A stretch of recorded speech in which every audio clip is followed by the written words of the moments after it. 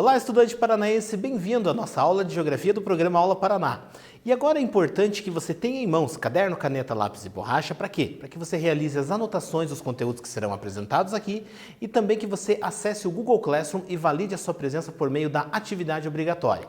E agora vamos conhecer os objetivos propostos da nossa aula de hoje. Ali na tela para você, nós vamos fazer uma retomada dos conteúdos estudados entre as aulas 42 e 44. Para você que não lembra exatamente o que nós trabalhamos entre as aulas 42 e 44, é fundamental que você olhe lá nas suas anotações, procure no seu caderno o que nós trabalhamos nessas aulas, para que você possa ir acompanhando, revendo os conteúdos e tirando eventuais dúvidas que possam vir a surgir. E sabe como que você vai tirar essas dúvidas? Interagindo com o seu professor ou professora lá no Google Classroom. Manda suas dúvidas para ele, conversa com ele, interaja e tire suas dúvidas a fim de garantir a qualidade da sua aprendizagem. Então aqui na tela, já vai aparecer para você, como podemos definir paisagem para a geografia. Eu quero que você pense um pouquinho e relembre como nós definimos paisagem para a geografia.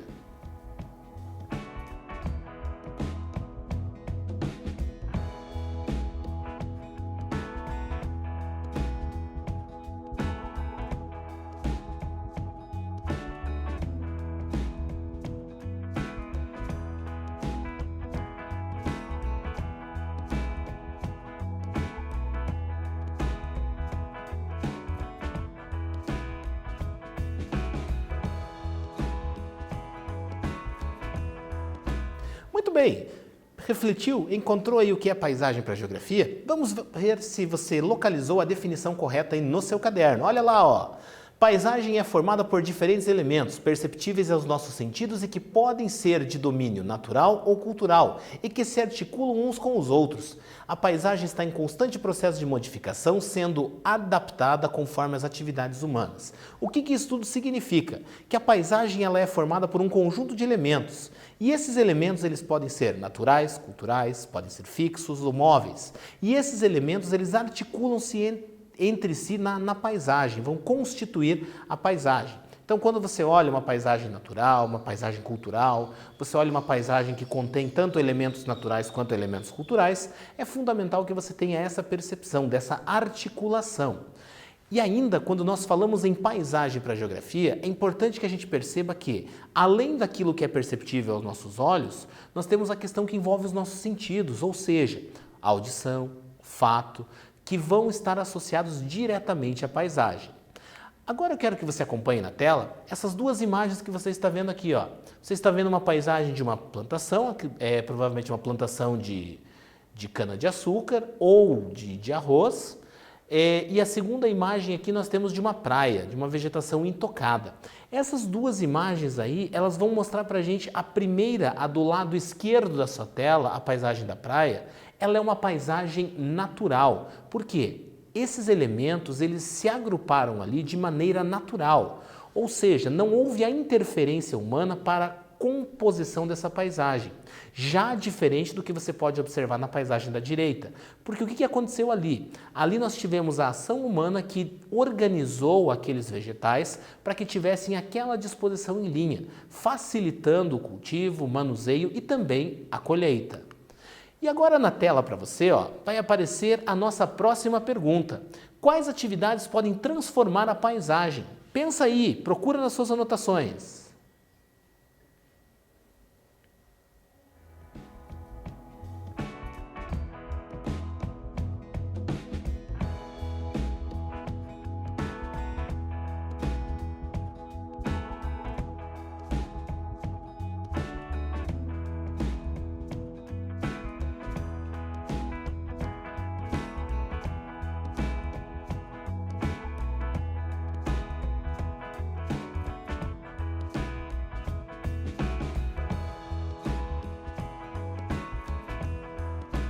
Pensou ali sobre as atividades que podem transformar a paisagem? Vamos ver algumas atividades que são capazes de transformar a paisagem. Olha lá, ó, nós temos primeiramente a mineração. Se você observar a mineração, nós temos a retirada de minérios do subsolo, ou seja, nós temos que realizar escavações. Além dessas escavações, nós também temos que retirar a cobertura vegetal. E essa ação que nós desempenhamos em relação à atividade de mineração irá comprometer diretamente a paisagem, irá realizar uma transformação nessa paisagem.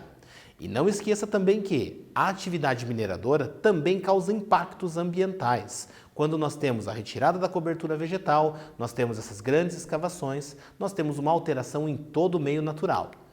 Agora, se você observar aqui na tela também, ó, um exemplo da mineração, ó, olha lá, ó, a mudança que ocorreu na paisagem em função da atividade mineradora. Aí nós temos que perceber que isto causa um impacto ambiental bastante grande. Além disso, a atividade madeireira também causa transformações na paisagem. E essas transformações que a atividade madeireira causa na paisagem estão associadas principalmente à retirada da cobertura vegetal. É claro que em vários locais nós temos a atividade de reflorestamento, ou seja, áreas que são onde as árvores são plantadas para que posteriormente venham a ser cortadas. Mas ainda assim, nós temos ali uma transformação na paisagem. Haja vista que quando essas árvores elas são plantadas em linha para facilitar o manejo, tanto na hora do corte e também para evitar ali a proliferação de certas pragas e garantir o desenvolvimento sem comprometimento entre uma e outra. Então aqui na tela, ó, você está vendo que a indústria madeireira é o ramo da indústria voltado ao processamento da madeira, que inclui também o plantio, extração, corte, armazenamento, tratamento bioquímico e a modelagem e a finalização. Aí nós vamos ver aqui, ó, o exemplo do reflorestamento, aonde na tela você vai ver que as árvores são cultivadas todas em linha, visando o quê?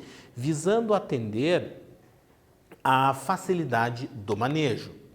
Nós também vamos perceber que a atividade agropecuária também influencia na paisagem, ela também realiza transformações na paisagem. E de que forma essas transformações elas ocorrem? Vamos pensar no seguinte, nós temos uma área que está ali com uma vegetação intocada e aí nós vamos desenvolver a atividade agrícola ou de pecuária naquele local. Nós primeiramente temos que realizar a limpeza daquela área. Vamos ter que retirar toda a cobertura vegetal para realizar a agricultura. E se nós formos desenvolver a pecuária, dependendo do animal que estará sobre aquela área, também haverá necessidade do plantio de pasto. Então a atividade agropecuária também causa enormes transformações na paisagem. Seguindo aqui com a nossa aula, lá na tela, ó, o exemplo da atividade de agropecuária, no exemplo ali a pecuária e a transformação que ela causa na paisagem.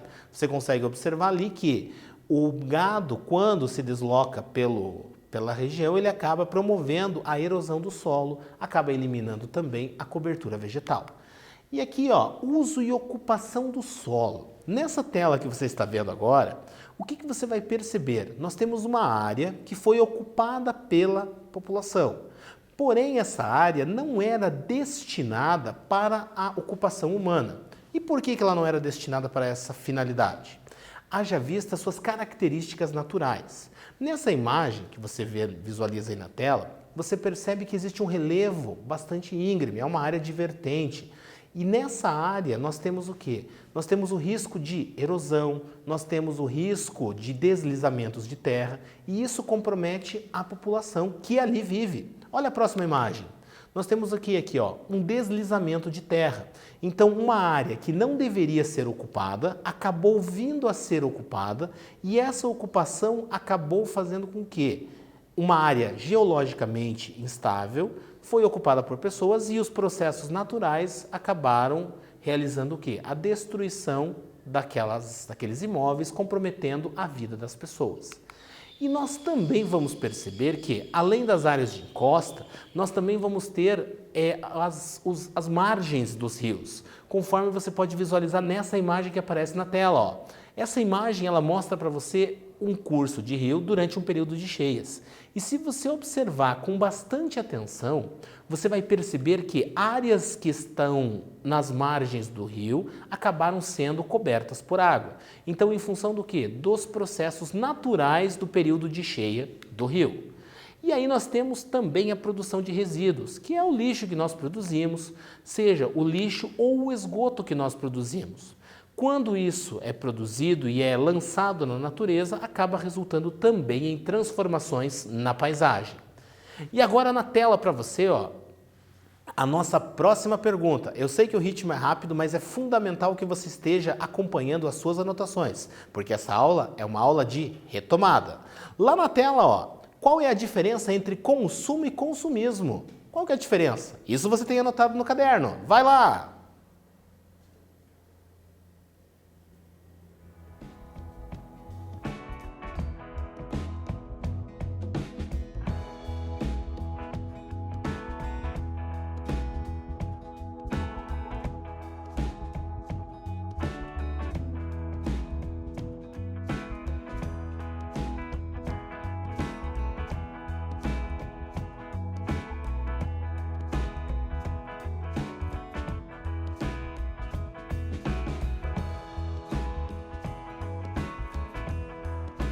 Muito bem, achou nas suas anotações aí a diferença entre consumo e consumismo?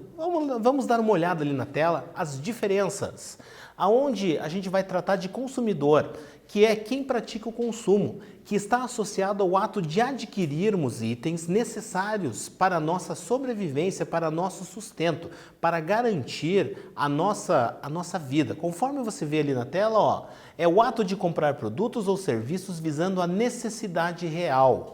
Ou seja, aquilo que é efetivamente necessário, que já é diferente de consumismo. Quando nós estamos tratando de consumismo, nós estamos falando do quê? Nós estamos falando do ato de adquirir coisas, objetos, produtos, serviços sem a real necessidade. E é isso que você vê ali na tela, ó.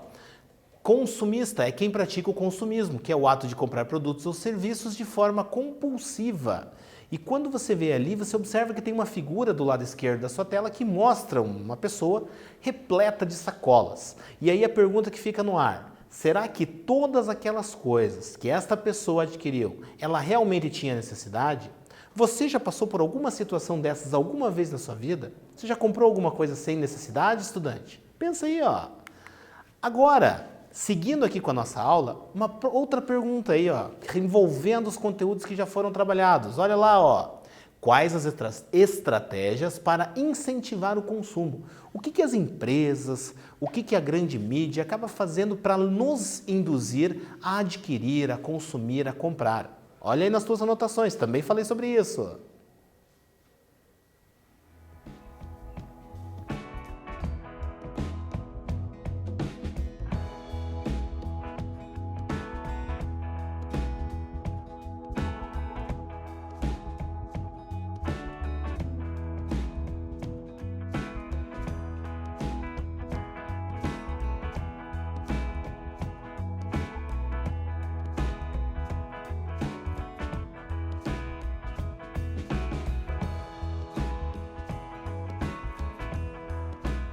Então, estudante, lembrou aí, olhou nas suas anotações quais são as estratégias que as empresas adotam para nos incentivar a consumir? Lembra que a gente falou de obsolescência planejada e obsolescência perceptiva?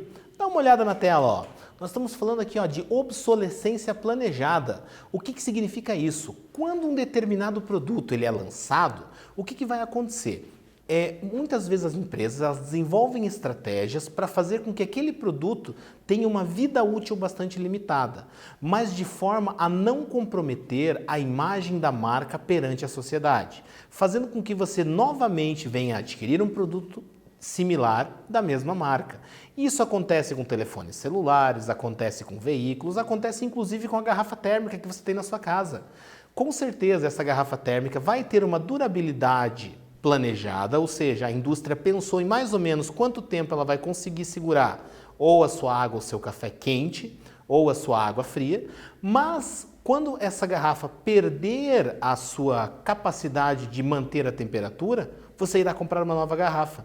E a empresa vai fazer com que você acabe adquirindo novamente uma garrafa dessa mesma marca. Então, isso que as indústrias fazem, que as empresas fazem, é chamado de obsolescência planejada.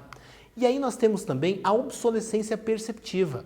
E quando falamos da obsolescência perceptiva, é quando nós temos um produto, a exemplo do que você vê na imagem na tela da máquina de lavar roupas, aonde a máquina de lavar roupas que você tem na sua residência, que é branca, que está ali atendendo às suas demandas, ela começa a ter um aspecto de velho. O que significa esse aspecto de velho? Significa que a indústria lançou uma nova máquina de lavar roupa com as mesmas características a indústria lança uma máquina de lavar roupa com as mesmas características daquela que você dispõe na sua casa, porém com uma cor diferente, com um aspecto visual diferente. Isso acontece com máquinas de lavar roupa, computadores, automóveis, com N objetos do nosso cotidiano. Porém, isso é feito para quê? Para que quando nós observemos aqueles objetos que nós temos na nossa residência, eles tenham um aspecto de antigo e nós tenhamos vontade de adquirir um produto novo. Então, nós temos aí justamente aquilo que você está vendo na tela, ó, a obsolescência perceptível, que é o ato de você perceber que aquele objeto está com aspecto de velho. Porém, efetivamente não está velho, porque pode ser que você tenha adquirido ele há pouco tempo, mas a aparência dele tem esse aspecto. E aí, ó, nós também vamos perceber, dando continuidade nessa nossa revisão, nós vamos perceber que nós temos a propaganda também atuando de forma bastante massiva, de forma bastante intensa, fazendo com que nós sejamos induzidos ao consumo. E aí a propaganda, o marketing, ele utiliza uma série de ferramentas. Olha lá na tela o que ele usa, ó. Mas antes de a gente mostrar para você o que ele usa, era só para ver se você estava atento. Olha lá a pergunta, ó. Quais as principais ferramentas de propaganda utilizadas? É para você pensar aí.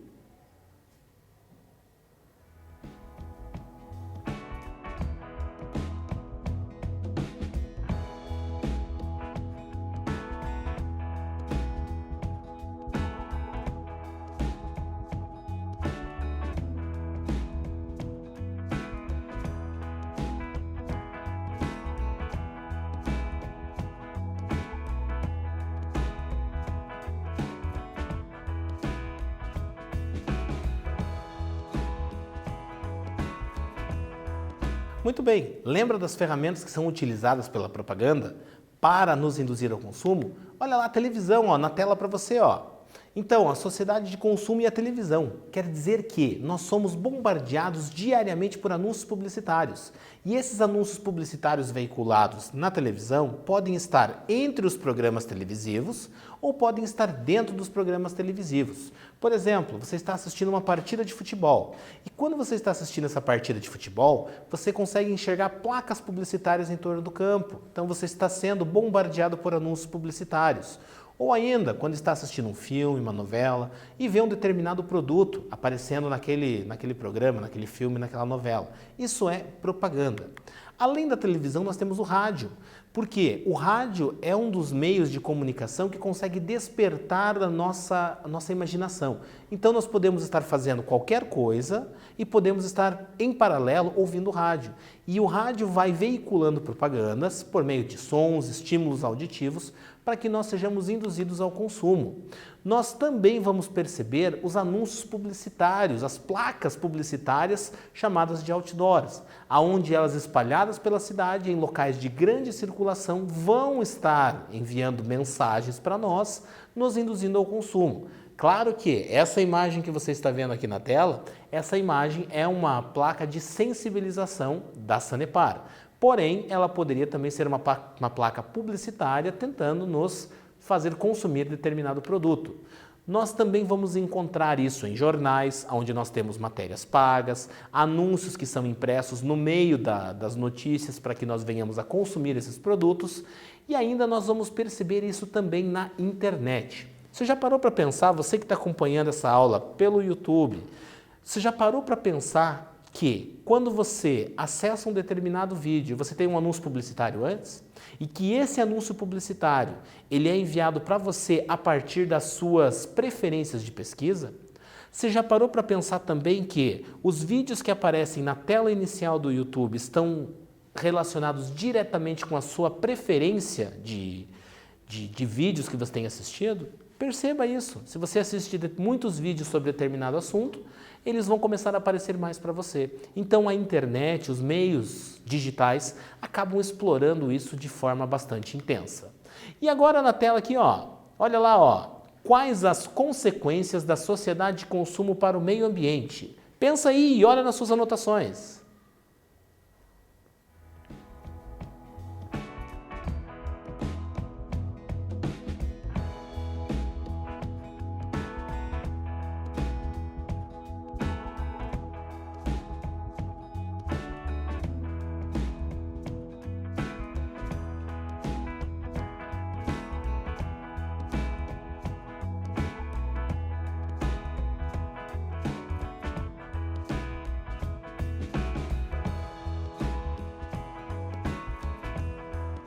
Achou nas suas anotações? Vamos ver se bate com o que eu vou mostrar para você aqui na tela. Olha lá, ó, questões ambientais. Então, a exploração excessiva dos recursos naturais leva ao desequilíbrio dos ecossistemas. Emissão de gases poluentes na atmosfera em função de processos produtivos. Significa que o nosso consumo, para que nós venhamos a consumir todos os produtos que nós temos, a indústria tem que os produzir. Tem que extrair da natureza a matéria-prima para transformar nos objetos que nós temos. E isso causa impactos ambientais imensos. Aqui, ó, nós temos alguns exemplos: poluição da água e do subsolo, o desmatamento, mineração e a produção de lixo. E essa imagem que mostra o nosso planeta cansado. Por quê? Porque os recursos, eles são finitos. E se nós não fizermos um uso sustentável e adequado desses recursos naturais, com certeza nossa sociedade, nas gerações futuras, irá sofrer as consequências disso. E agora aqui, ó, tem lei que regulamenta isso? Pensa aí, ó, se existe alguma lei, ou ainda conforme eu coloquei aqui na tela para você, ó, existem leis que visam salvaguardar os recursos naturais? Tem algum mecanismo legal para proteger o nosso planeta?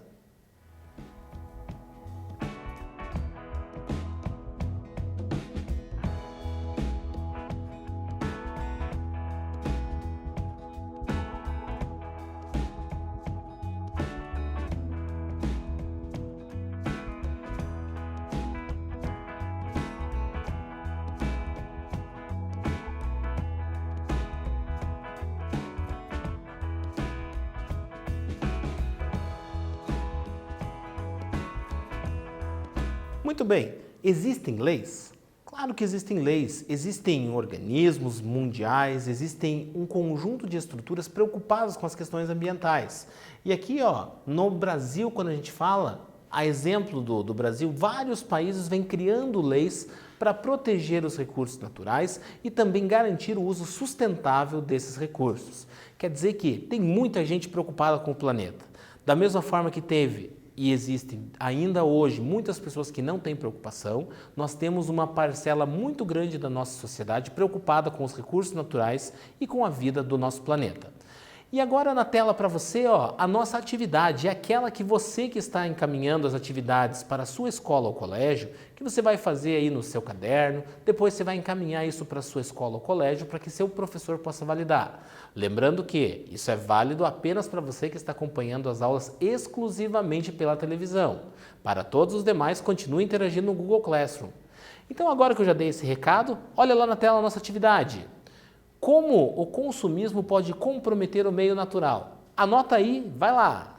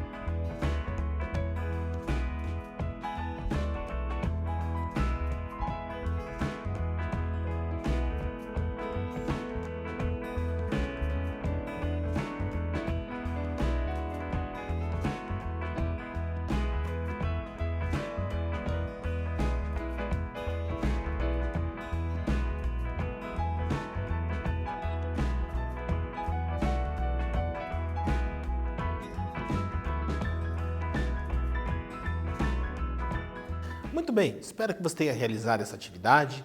E agora aqui na tela, só para você ver a nossa revisão, ou seja, aquilo que nós trabalhamos nessa nossa aula de hoje. Nós definimos paisagem, falamos das transformações da paisagem, também das questões ambientais relacionadas à transformação da paisagem e também legislações ambientais e essa preocupação do mundo em relação aos recursos naturais.